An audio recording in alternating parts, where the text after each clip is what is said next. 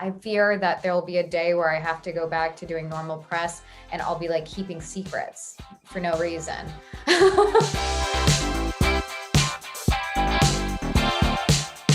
Hello, everyone, and welcome back to a new edition of Collider Ladies Night. I feel like the person I'm talking to needs no introduction. We're all so excited for WandaVision. Elizabeth Olsen is on the show. Hello and congratulations.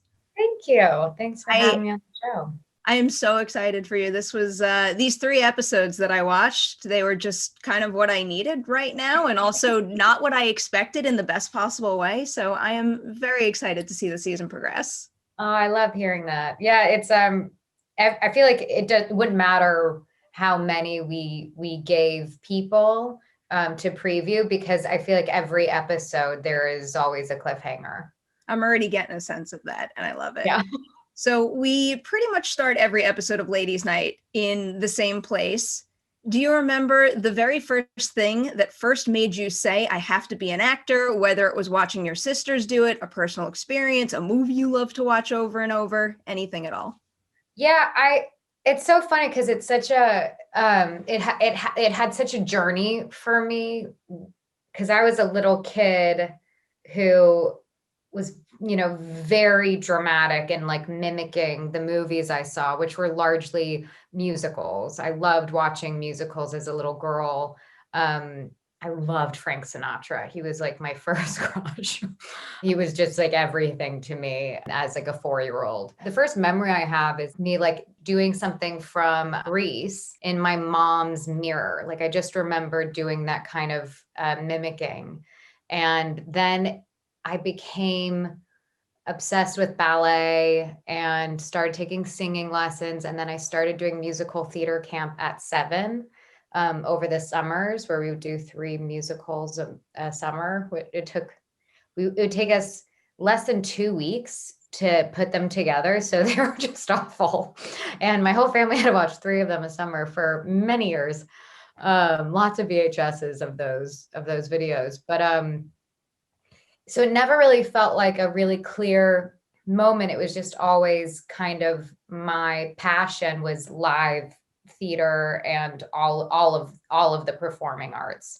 And then when I reached junior high, I felt very stupid for wanting to be an actor because I was a good student and I grew up in LA, and I felt like it was lame to have that want. Because I felt like people moved to LA and everyone wanted to be an actor, and I just didn't like that idea. And you're in junior high and you're like trying to figure your shit out and how to be, an individual. And then it wasn't until a high school production that I did. And having my high school acting teacher, we studied Stanislavski and Russian theater in the Actors Studio, and that whole academic way of theater just allowed me to feel like it was an okay passion. It was an important thing, especially when you study Russian studies. The theater was very, very important to Russian history.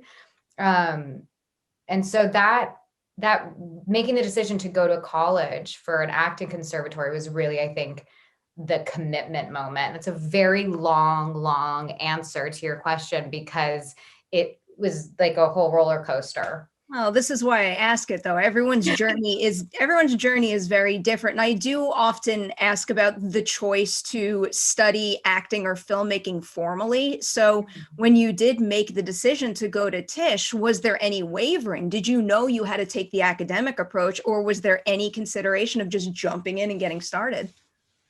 No. It was for me, it was the training. That's what I loved so much. I had done 2 different conservatories before college as these summer programs for high school students. And so I was really committed to like the learning. And I really wanted to go to the Atlantic Theater Company for school, because it's very specific to the writing and telling the story, and not about an actor's indulgent experience. It prioritizes storytelling over everything else. And because I was in that school is how I started working, and it's how I met my agent.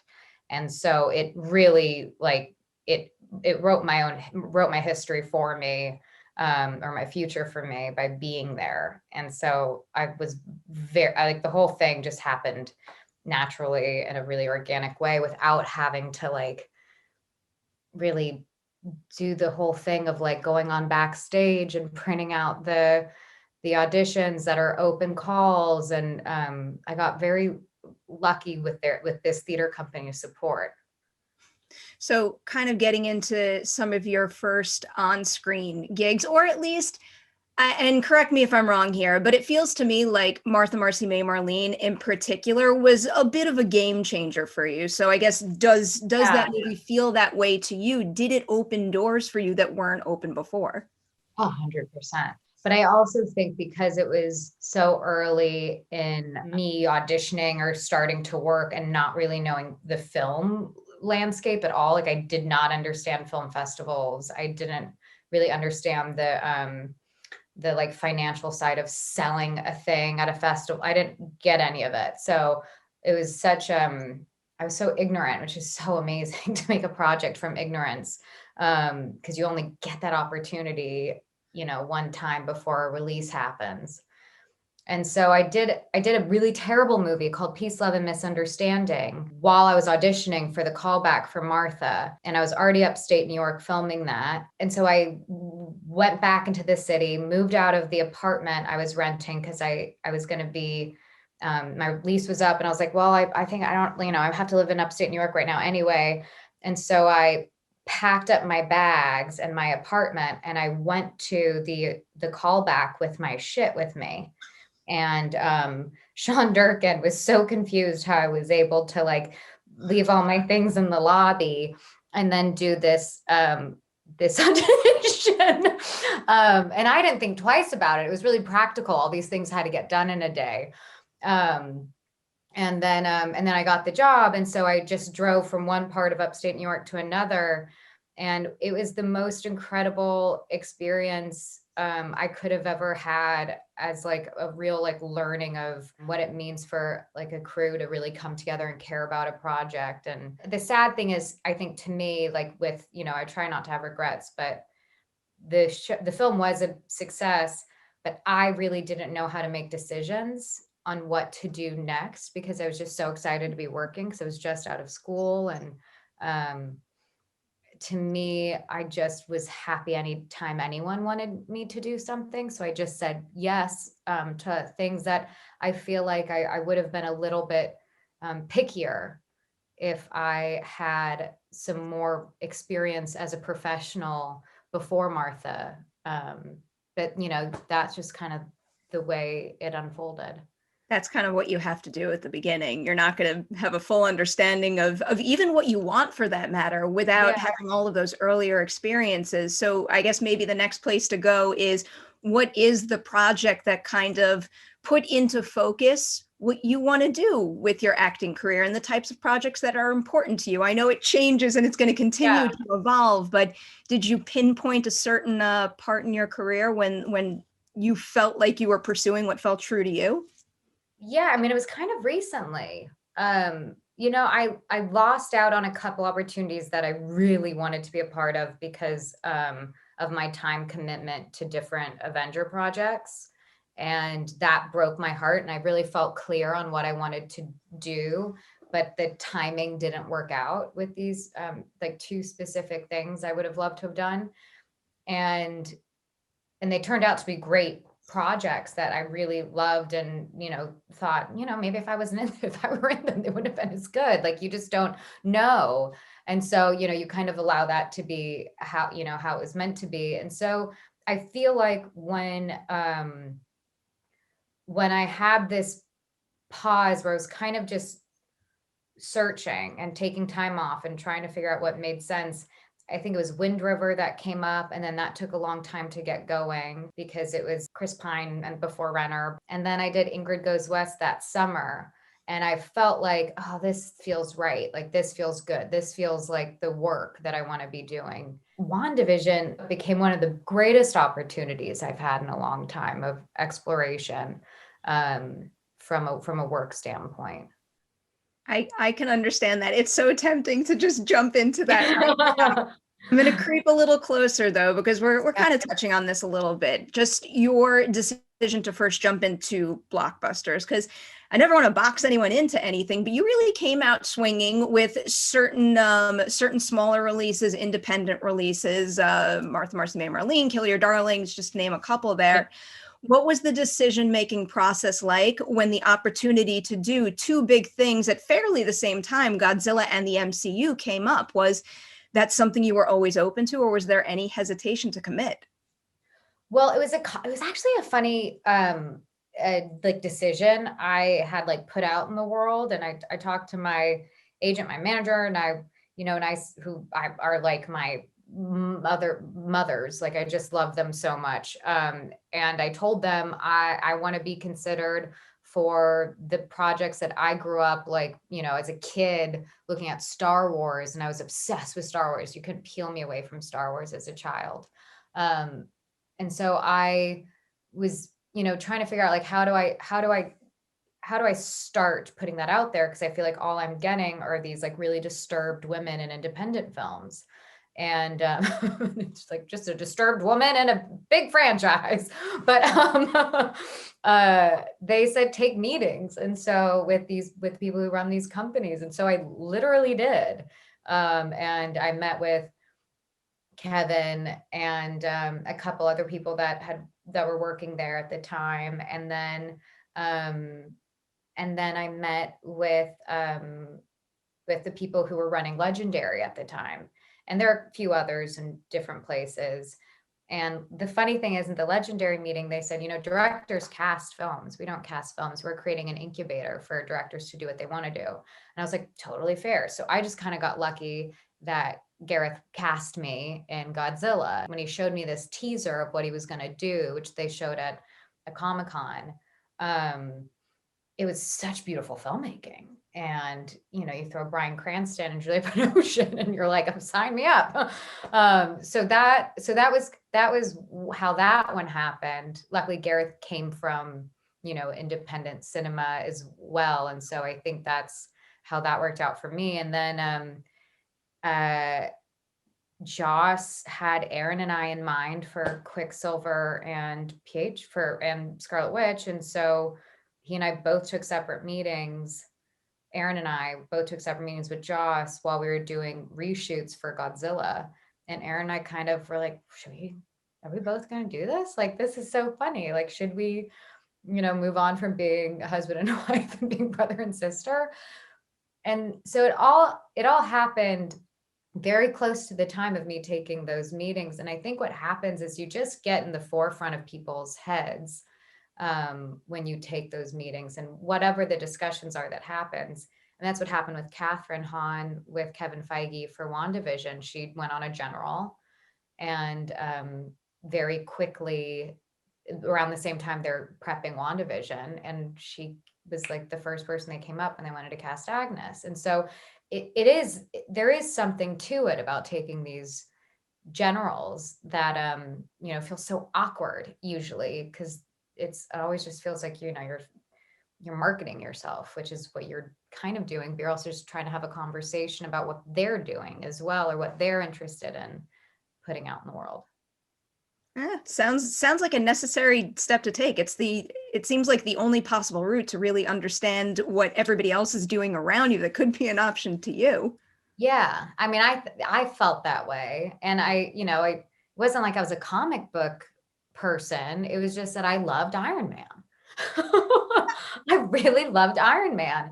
And I remember hearing my brother talk about, are you meeting on Guardians? Like, he already knew about all these things that were happening that I didn't. And he was really telling me how exciting the next chapter of Marvel was going to be. And so it made me, the way he talked about it made me excited. And, he's not in the industry, he's just a fan. He knows his stuff. I want Yeah. to get into what it means to be a supporting player in the MCU, particularly scheduling wise, because you kind of got at this already. So Yeah. jump on for your first film, you sign a multi-film contract, and then I guess what happens from there? Is it a situation where like you sign and you're kind of just sitting there waiting until they call you in, or do you know right out the gate at least a general roadmap for when and where they'll need you? Ultron was pretty, I remember that being pretty specific. We had a film in Italy and then I had some time off. And that was when I think I did press for Godzilla. And then press for Godzilla ended in London and then I had to move to London. And so I remember having a little chunk of time off in between finishing the film in London. But yeah, I mean, for Age of Ultron, I was in London for 5 months and definitely didn't film all of it, but I loved living in London. So I really didn't care. But that was during that time was a job I would have loved to have gotten to do, but they needed me there for the full 6 weeks of this other job. And it's first position, that's what they pay you for your time. And so to me, you just wrap your head around, they pay for your time. They pay for your time to do press. They pay for it's not just the actual days on set. And because I'm so happy working for them, it doesn't feel like it's taking something away from me. Marvel is a really um, lovely company to work for. I don't think any of us can complain about how they treat us. I get that sense. How about just from a material script perspective? I don't know how top secret everything is from your angle of it, but when you hear that you need to be involved in a future film, is it a situation where you start and you only get your material, or do you get the full script right away and really know where Wanda's going to fall in the story? Well, I don't think I ever got an endgame script. I think I just like showed up on set and I was like, what's the previs battle? And then I think, some pages for the very, very end of the movie. Infinity War, I got only my part of Infinity War, which felt like half the movie, the things that affected me. So I had no idea what was happening with everyone else. It was just kind of explained. And then with WandaVision, we had all of the scripts before we started, tangible. And it was just so nice to be able to, plot your course. But yeah, there's a lot of secrecy. But they give you as much as you need. Like I didn't think I needed all of Infinity. Like everything else that was happening, like didn't really matter to what I needed to know what to do. This is my terrible attempt to ask about the next Doctor Strange movie. Did you Yeah. get what you needed for that film, or was it a situation where you got the full script? I think we always are changing, right? Because we're always giving notes and they are very kind to welcome opinions and thoughts. And so it's always an evolution even while you're filming. But we definitely have a script. But when I was told I would be in it, I had no idea what it was going to be. I just knew I was going to be in Doctor Strange too. And it wasn't only until before we even went back to finish WandaVision during the pandemic that I found out what I am doing in Doctor Strange too. But it's kind of nice to not know. You just kind of trust everyone, and then you bring your experience of the character to it, and people welcome changes once you become more involved. I like hearing that. I think that's part of the reason why the characters keep growing in an interesting way. One Yeah. more Doctor Strange question for you, just because I'm a huge fan of Sam Raimi, but in particular, like I'm a diehard Evil Dead fan, and I kind of want to see him bring that irreverence to the MCU. So, is there anything he's done for you as a leader on that set that, I don't know, maybe could have that Evil Dead touch to it that I want so badly? He's an incredible person to work with. He's just such a unique human. And I just think it's fun getting to work with someone with such specific goals. And I love his use of camera. And it's definitely like a use of camera that I'm not used to at all. So I guess that might answer your question. I'm picturing certain things right now, and I think I like what I'm picturing. All right, before we jump into WandaVision full, I did want to ask you about her accent. Yes. So is that something that you were preparing to embrace for the character's full run? And if that was the case, I guess, is it a bummer to work on something like that only to have to lose it after putting all that work into it? So the Sokovian accent was created by me and Aaron and our dialect coach because it's a fake country and we could find different sources of Slavic sounds, and we want to make sure it didn't sound Russian because Black Widow speaks Russian, and so we just needed to sound more like Slovakian. And so we created these sound changes that worked for Aaron's British accent going to Slovakia, basically, and my American accent, so that we sounded related. And then all of a sudden, all these other characters had to speak in different films. So the Sokovian accent took a lot of time, it hasn't gone anywhere. It has lightened up because she moved to, I mean, everything's been very like, there have been reasons for everything. It lightened up when she started living in the States. And in WandaVision, she is playing the role of being in an American sitcom. And so it's not gone. Okay. It is absolutely still there. Okay, that's good to know. Yes. All right, WandaVision full force now. First, when did you first hear about the possibility of a TV series that involves your character? Was it as recently as we hear about it, like kind of around the rise of Disney Plus, or is it something that might have been on the table way earlier on in your run with the MCU?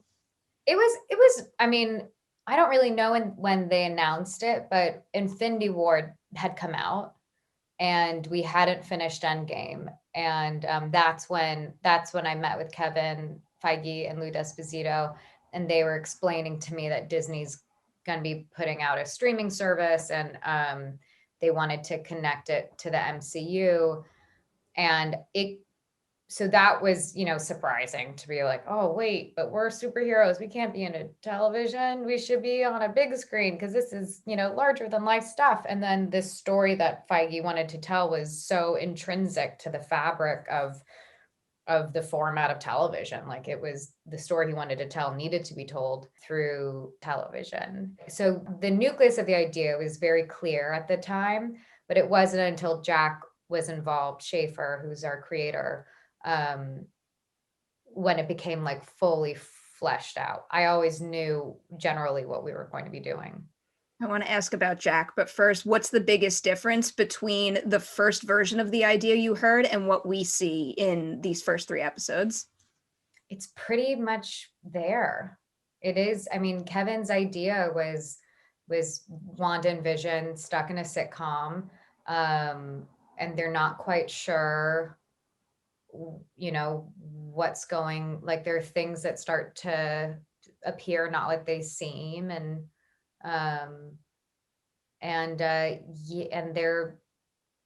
it's their relationship through different decades of sitcoms. And we talked about the Twilight Zone in that meeting, and that is a big reference for us when things start to shift in the era appropriate decades. When things start to shift, it becomes like a Dutch angle or a slow zoom. Like, there's no coverage in these sitcoms, so it's only when at the 50s and 60s, so it's only when we shift into kind of like Twilight Zone territory are we able to like come into the shot. Oh, I can't wait to see that evolve now. Jack, though, we know that the MCU likes to continue to work with great collaborators. So what is it about her that, one, made her the ideal showrunner for WandaVision, but also speaks to her potential in the MCU going forward, if she wants to keep going with it, at least? I think Jack just knew how to ground it immediately. And I think she had the best idea, and she knew how to take this show and make it about a very human female experience. And it definitely feels womanly, this show and this story that we're unraveling. And I don't know if if a male could have written it the way she has. And she set up very quickly this as all Marvel movies really are, but we really had like such an ongoing conversation about everything that we were going to shoot. And she was so game to hear our ideas, but also was really good at saying, oh no, this is why it's there and you need both. But yeah, I think that she would absolutely continue on in this realm.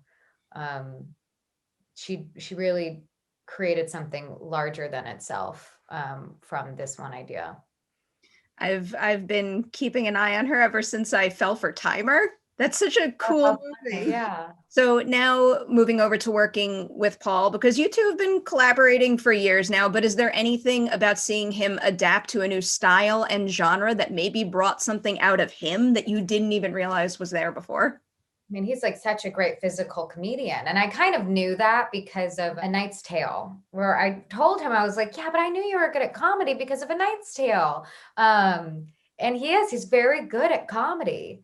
And he's an amazing physical comedic actor. And it really kind of raised the bar for me. But it was really fun for us to kind of play these more bumbling characters than we're used to. But yeah, we really had so much fun. We already had fun on the Marvel films because you already feel so stupid most of the time.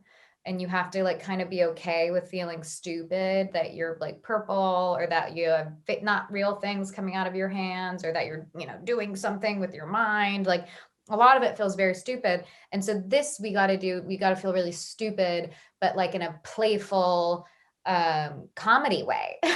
So it was really fun for us. Does this give you the itch to maybe take on like such a sitcom in the future? Something that mimics a sitcom kind of like through the decades? Any specific one? It gives me an itch to do comedy, that's for sure. I don't think there's going to be an opportunity to do what we did ever again. So I'm like kind of like mourning it, even though it was one of the hardest. I think it was the hardest thing I've ever done. I was exhausted and felt like dying, but like I felt like my whole body was going to like crash on me. And then I like flew to England to do Doctor Strange too. And I've never been more grateful for quarantine. Like it was just like a, time to sleep, but it was truly so hard and so fulfilling. I feel like you might have to be kind of like at an 11 from start to finish shooting a show like that.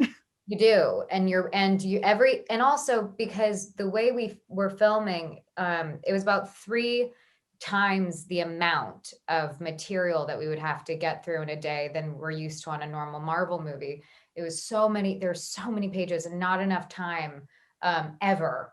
And it just felt, I think Matt Shackman used the word schizophrenic, and it felt like we were all over the place.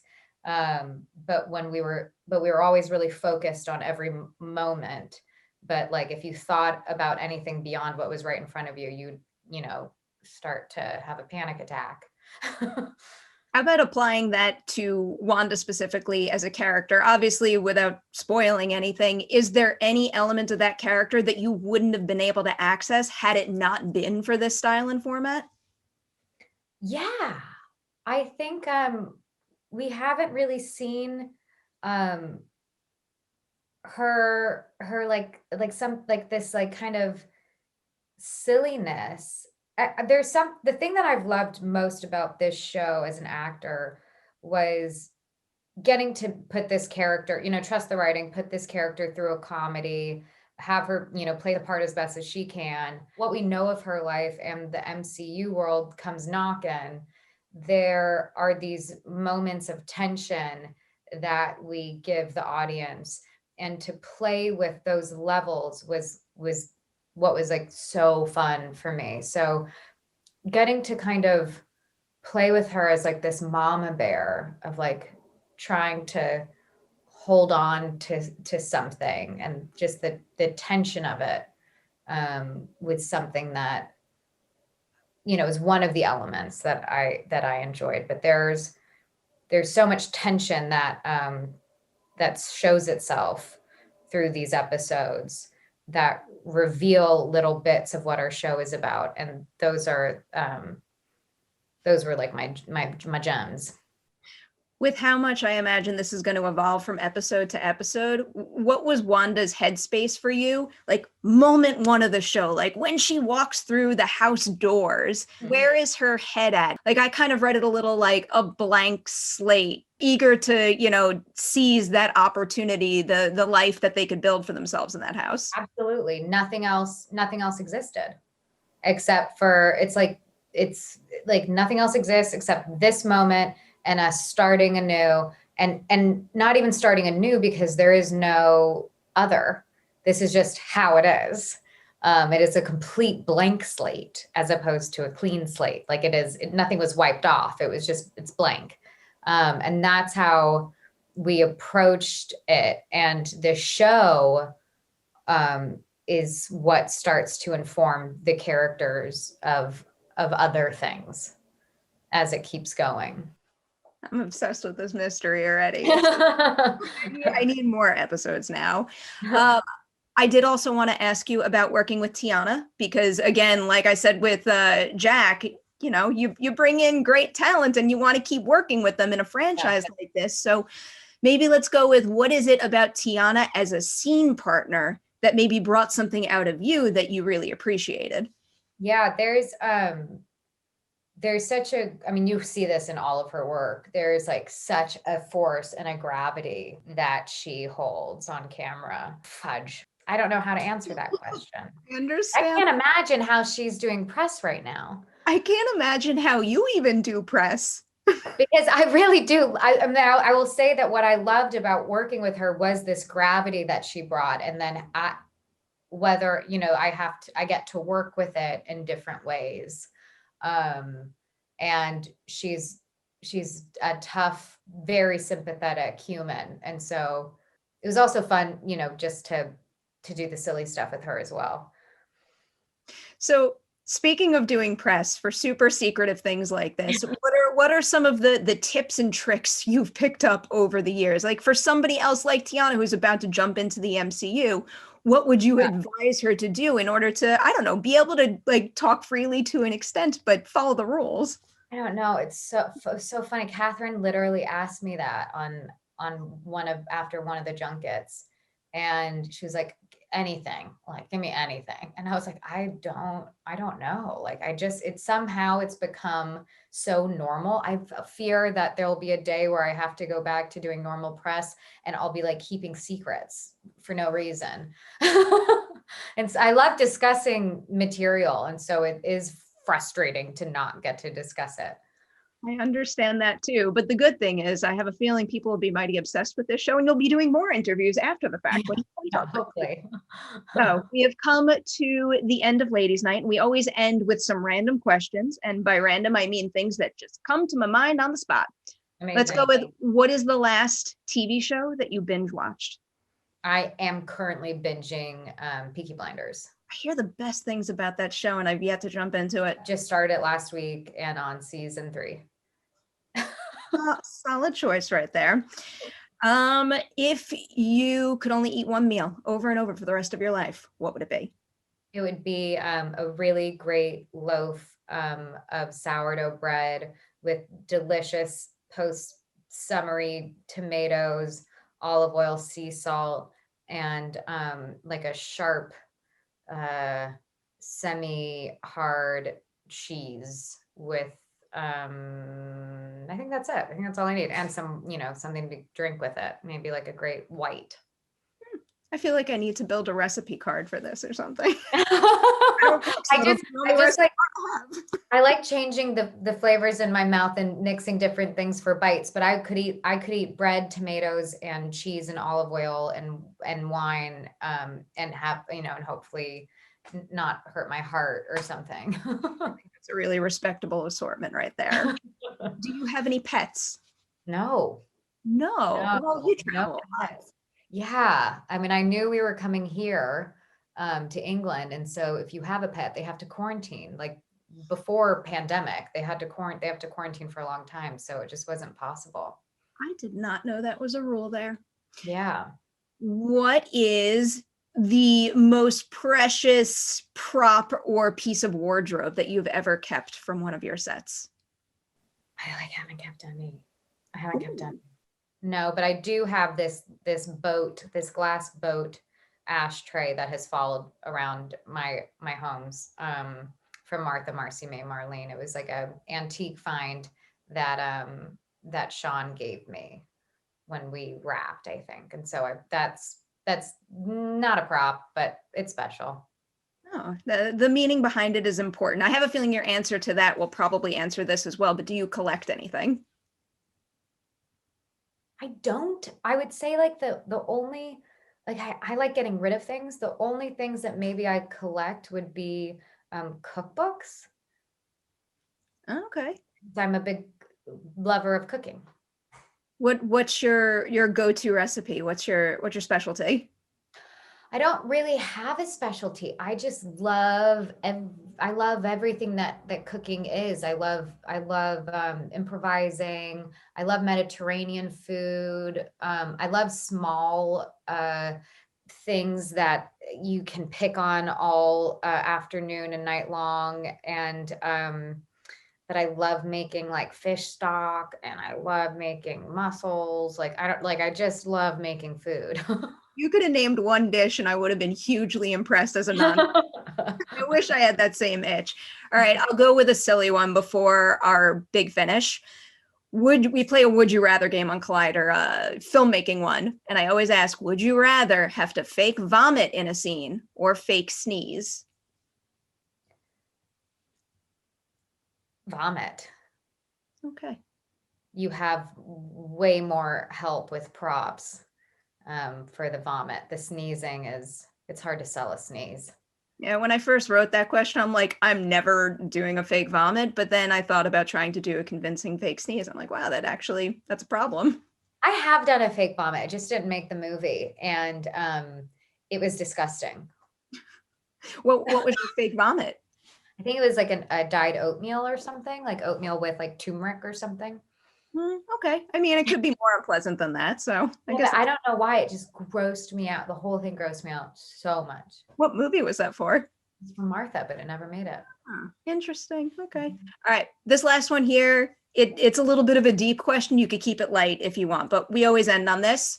What is the biggest fear that you've had that you've actually managed to overcome? Well, one of my biggest fears is being on stage as myself, not like in a play, in front of a live audience, like, doing those presenter things or giving a speech. And I have not yet overcome that. And I would like to. You know what? I think I had a really hard time doing nothing. And I would kind of spiral into like, depressed states of like, comparing your brain to like, well, I'm not doing enough, or other, I have nothing to do, kind of reflecting it on yourself. And I think this pandemic time has made me very comfortable in like a healthy way of being okay with doing nothing. I like that look on that. And the only other person who said the presenter thing was actually Sarah Paulson. She said the same thing to me. Yeah, I found that interesting. Did she do it though? I look at both of you and I just see, like a whole lot of confidence, and I would feel like that would be easy for you both. So when she said that, I was very surprised.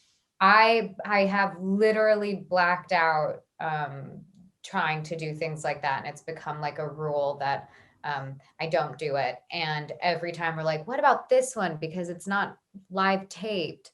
I totally freak out and hate it. And I'm like, never again. I hate it so much. I feel like when I do stuff like that, I black out too. But when I come back to, like, it happened. Like I black out and don't realize that I actually did it. Right. That's how I feel. But my voice like wants to cry when I do it. Like the whole thing is miserable. Anytime I've seen you do it, you are totally fine. But in WandaVision, you are exceptional. So is Paul. The show is such a delight. It's a delight that I didn't expect from the MCU, which is why I love that franchise so much. Keep taking big swings. Elizabeth, congratulations again. Thank you so much for hanging out with us on Ladies Night. Thank you for having me. This was a fun interview to get to do.